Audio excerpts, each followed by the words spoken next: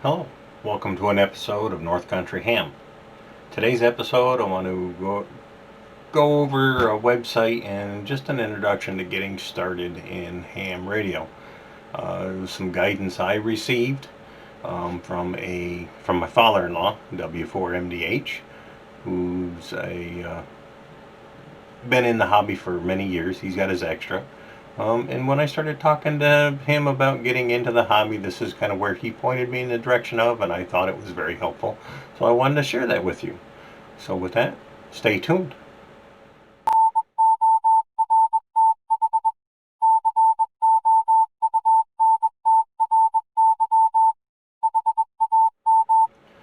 All right. Well, when I first started getting into the hobby and thinking I wanted to explore and find out more about it, I didn't know anybody in the local area that was involved with amateur radio that was a ham. They so where did I go? How did I get started? Where can I find good information to find other people in the area or find where to take a test to get my license? So, my father-in-law directed me to AWRL.org, which is American Radio Relay League.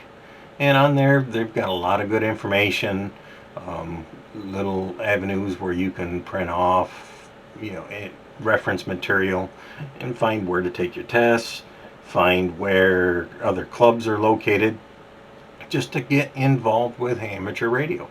So with that, let me show you the website and give you an overview and hope it helps. Okay, let's show you the website here, the AWRL.org, which is the American Radio Relay League. Uh, Really nice website. A lot of excellent information and resources on here. This is an excellent place to start if you're looking to get into the hobby.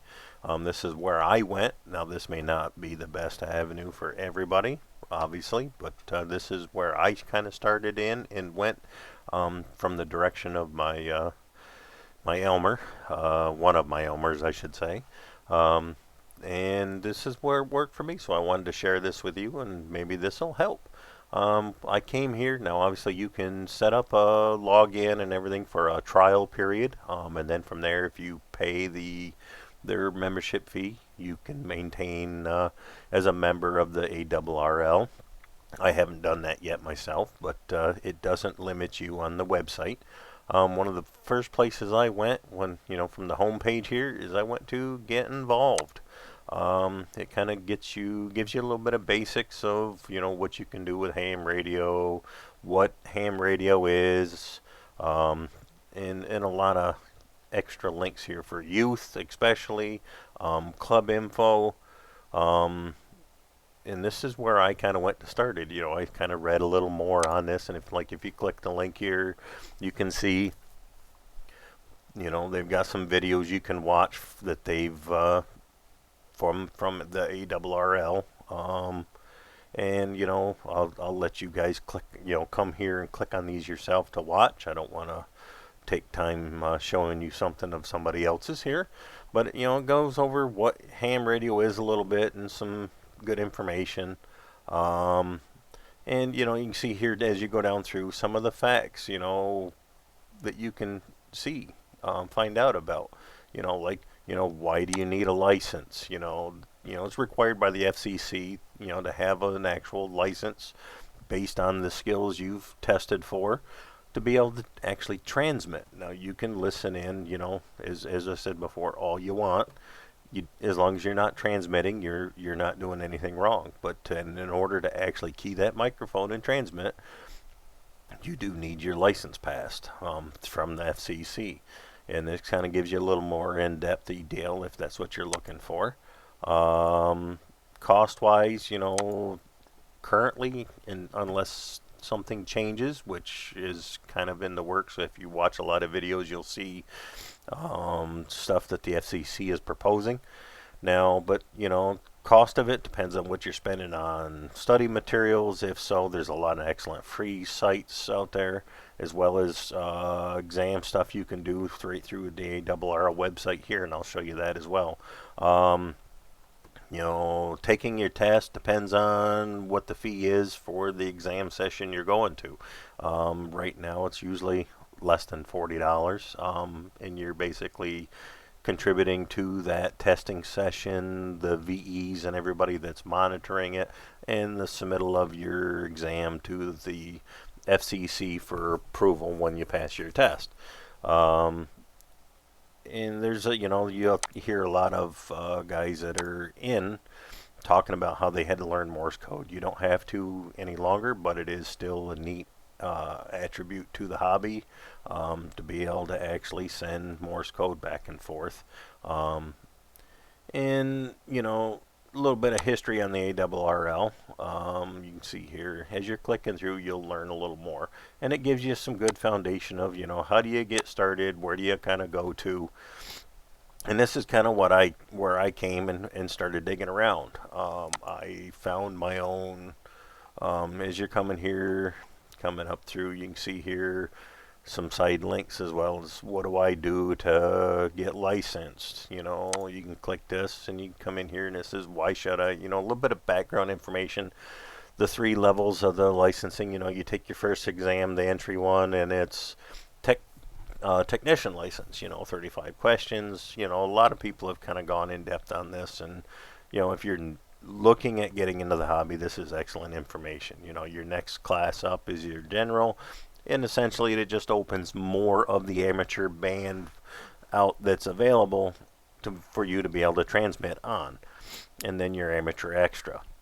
Say you want to find a class about taking, to learn, you can click the link here to find a class. You can take practice exams here, this is where I kind of went. I wanted to find an exam session. I clicked here and it took me to a link. And all I did is I punched in the closest zip code that seems to work and within a travel distance that I want. And you can punch this in however you want. And you can see it shows a couple of the upcoming exam sessions. So that way you could maybe plan ahead. And this is where I kind of started. I picked one that was going to be near me, that I was the closest that I wanted to travel. That might have been a month or so out, thinking that would give me enough time. So I kind of set myself a goal. And as I was looking around on here, I found other parts of this that ended up working more to my benefit. I ended up not having to really travel. I was here looking through and say I want to find a club near me or something, and that's where on the getting involved part here, memberships, licensing, education, getting on the air, getting involved, clubs. You can go through, as you can see here, join in the AWRL.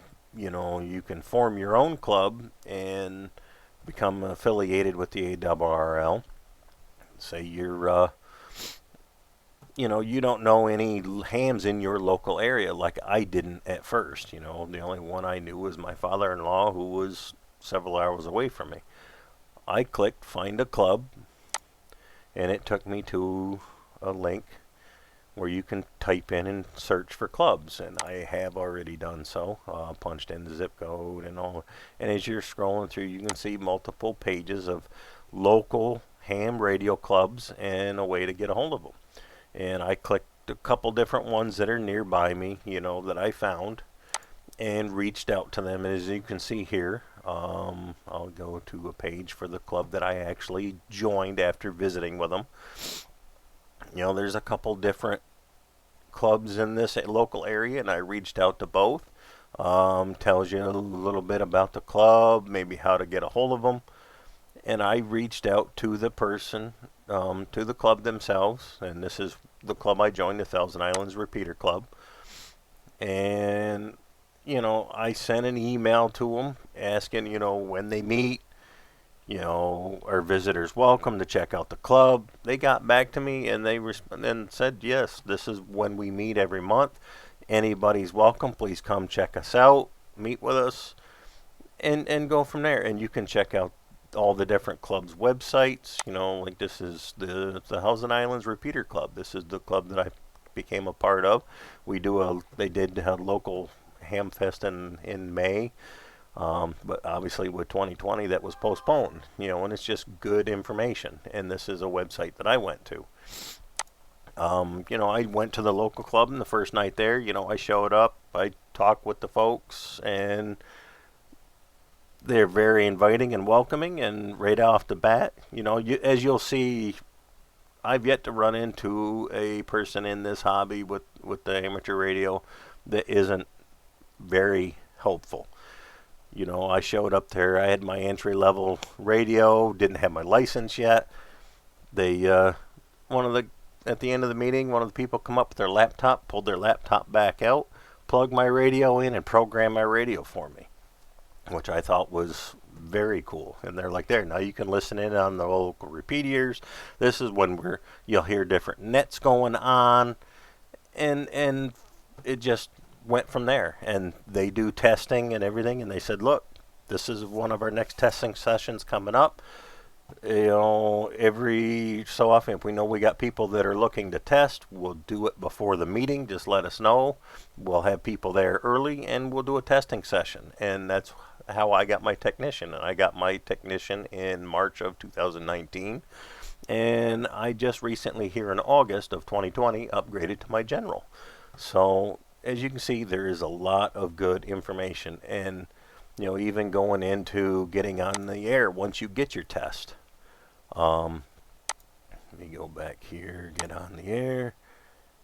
And this is where I kind of came after it. Once you get your license, now what? What's some of your first steps? As you can see, new frequency allocations and band charts that are very important, that tell you what, for instance, what bands you're allowed to operate on. This is a frequency band chart. Say this is just a grayscale one, just for an instance. You can print it off or get color, and it shows you based on your license level where you're allowed to transmit and operate on the bands. So it's very helpful. You can get into a little bit of information on buying your first radio. What do I look for? Choosing a radio. This is stuff I really went through, and I really, from here, I hit. This is a very good reference manual. Gives you a good outline of what to really look for. And from here, I started exploring YouTube. I found several YouTube channels as well that helped from there. So hopefully this kind of helps you and gives you a point to get to. And again, that's the AWRL.org. So check out the website. That might help you find a lot of good information that you can print off for yourself or keep and help you get on the air. Okay, well, I hope showing you the website is going to help you get a lot of good information and point you in the right direction to be able to find other like-minded people in your area in the hobby, get you started into amateur radio. So I hope you enjoy. If you like the video, please hit the like button or leave me a comment below and give me some feedback or some ideas of what else I might be able to do. And hit the subscribe button, please. Or hit the bell to notify you of any new videos. So with that, I'll say 7-3 and get on the air.